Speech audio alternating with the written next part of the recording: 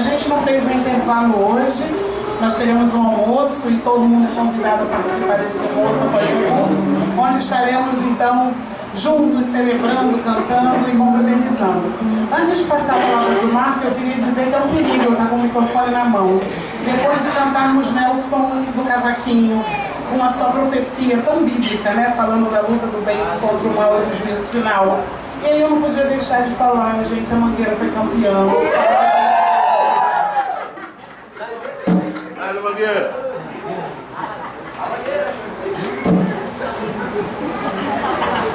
Aí ele lá, Mangueira, terceira lugar.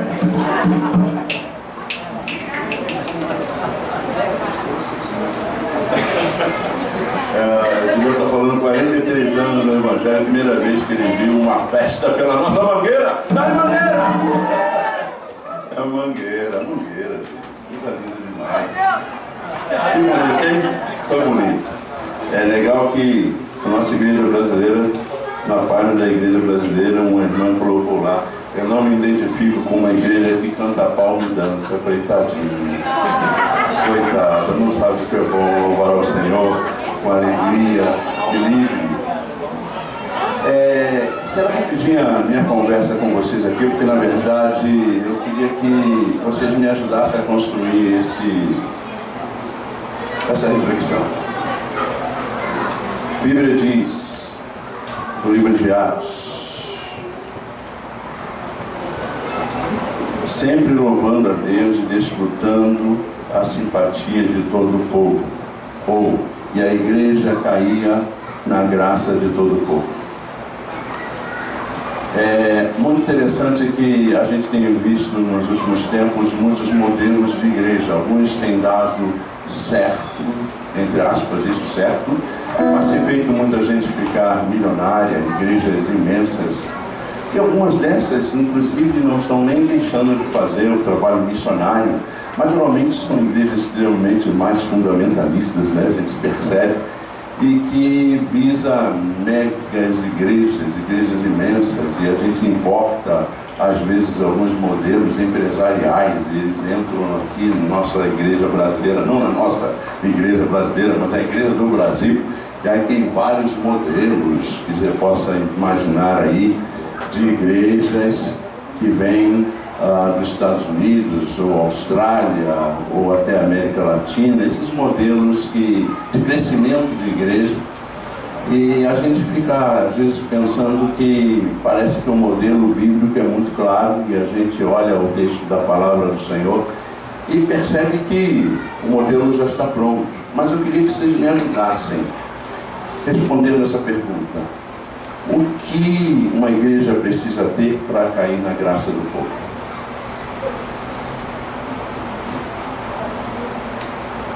Falei um de cada vez, porque todo mundo falando junto, eu não consigo entender.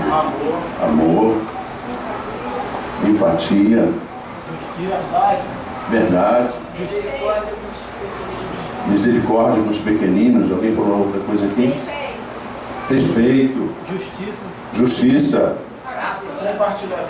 graça, compartilhamento, abertura para receber pessoas, união, o que mais? Música. Música. Cheiro de comida, olha só. Tem casa de casa, cara de casa, acolhimento.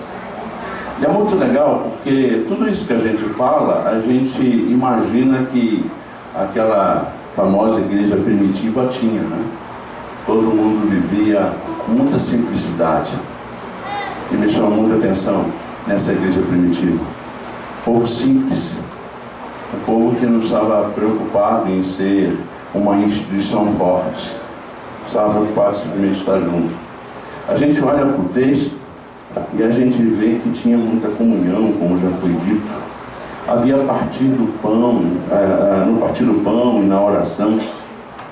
A gente percebe no texto aqui que havia um profundo temor a Deus. Por mais que se fizesse as coisas com muita leveza, também tinha não um tremor, não um medo de Deus, mas um respeito profundo pela presença de Deus, por Deus. E havia sinais e maravilhas, aí a gente fica imaginando sinais e maravilhas, gente sendo curada, aleijados saindo, caminhando, pessoas deixando cadeira de rodas, essas coisas todas, não é? Mas eu fico pensando aqui, quantas vezes a gente pode ver tantos sinais e maravilhas de gente que chega em nossa comunidade totalmente destruído, sem ânimo para nada, querendo desistir de tudo.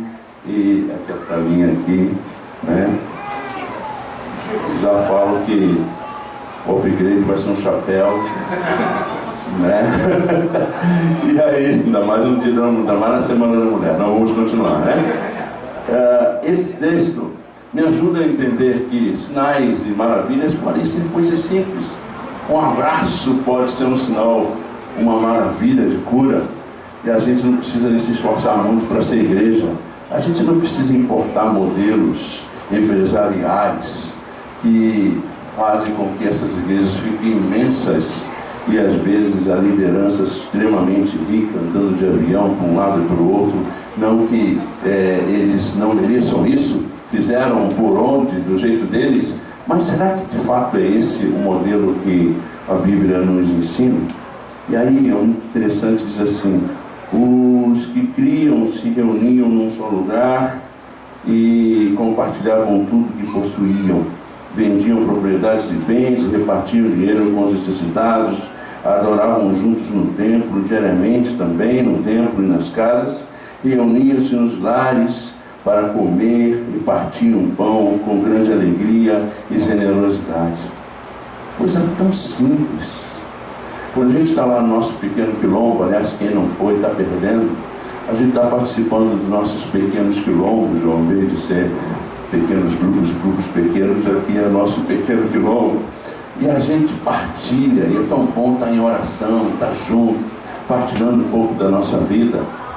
Coisa simples, o modelo está aqui. A nossa igreja brasileira não é melhor que nenhuma igreja neste Rio de Janeiro, neste Brasil. Também não é pior. Talvez tenha piores, talvez tenha melhores. Mas com certeza talvez não haja nenhuma igreja parecida com a nossa igreja brasileira. Porque a nossa igreja brasileira só é a igreja por causa de nós. É o nosso jeitão, a nossa maneira de ser, nossas falhas, as nossas coisas positivas. É isso que é a nossa igreja. Por isso, então, a gente pode ter essa simplicidade. E se Deus, por sua graça, desejar que nós caiamos na graça do povo do Rio de Janeiro, que assim seja. Mas aí a responsabilidade aumenta, nossa, né? Aumenta para que nós sejamos instrumentos de transformação nessa cidade. Esse desejo de compartilhar, eu queria falar de forma muito simples com vocês, porque imaginem vocês como eu estou me sentindo quando pensava numa igreja, pensava em começar uma igreja e de repente encontro um grupo de gente que resolve também se juntar para isso, e a gente está encontrando gente que também está se achegando, está se aproximando, e é legal perceber quanto que algumas pessoas chegam aqui totalmente quebradas, às vezes tristes, profundamente tristes por experiências que tiveram em outros lugares, até por questões políticas e tudo mais, e se sentem acolhidas aqui por vocês, pela igreja. Se Deus quiser que caiamos na graça dele, o crescimento virá. E a cada dia o Senhor lhes acrescentava aqueles que iam sendo salvos. Não será pela nossa persuasão, não será por nossas grandes atividades, mas sempre a nossa salvação é uma atividade do Deus que é um Deus missionário. Ele vai nos usar como igreja, mas Ele vai fazer a obra nos corações das pessoas que irão chegar até aqui, ou onde nós estivermos. E que cada um de nós seja esse instrumento de Deus para fazer com que essas pessoas não venham simplesmente para a nossa igreja brasileira, mas que elas entrem no reino de Deus, que elas participem do reino. E se Deus quiser trazê-las para a nossa igreja brasileira, será uma grande alegria para nós, porque Deus vai estar dizendo para nós: vocês têm condições de tomar conta dessa pessoa, de abençoar essa pessoa. Mas não se preocupem com isso, se preocupem em levar as pessoas para o reino, para que elas possam ter uma visão diferente, possam ser preenchidas pela presença do Espírito Santo. E o Senhor há de dar crescimento. A gente estava pensando num plano, finalizando mesmo, num plano de 10 anos para a nossa igreja brasileira. Ó, eu estou sonhando, 10 anos. E se Deus assim permitir.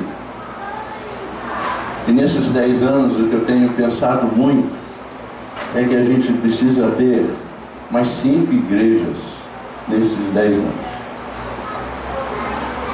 A gente não precisa se preocupar em se transformar uma mega igreja. A gente precisa se preocupar em estar em outros lugares.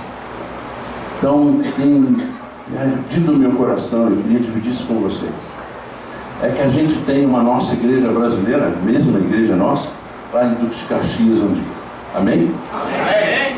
Que a gente tenha uma nossa igreja brasileira lá em Madureira. Amém. Que a gente tenha a nossa igreja brasileira espalhada por essa cidade, pela Baixada, não para a exaltação de ninguém, não para enriquecimento nosso, mas que nós sejamos instrumentos de Deus para ajudar os mais pobres e aqueles que hão de ficar mais pobres pelo andar da carruagem que nós estamos percebendo. Esse país vai precisar da igreja, mas não de uma igreja que compactua com o poder, uma igreja que esteja em sintonia com o Senhor Jesus, que fez opção pelos mais pobres. Amém?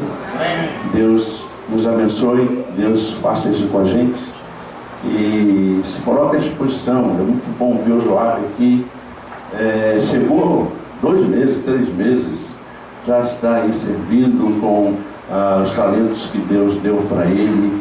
O Ferrugem e a Vanessa e chegaram aí, olha, trabalhando. De Ferrugem aqui é o mais ruivo de todos, e o Ferrugem e a Vanessa que chegaram aqui, já construíram o site, estão dedicando e tal. O que você tem, que você pode? Eu não estou nem falando de grana, não. A gente precisa assim também para sobreviver, para caminhar, para pagar aqui o local, para crescer em outras igrejas, mas estou falando da sua vida, do seu talento, sua capacitação, que você pode ajudar. A gente está sonhando aí, eu e João Marcos, de a gente ter um pré-vestibular para negros e carentes em algum lugar, não é?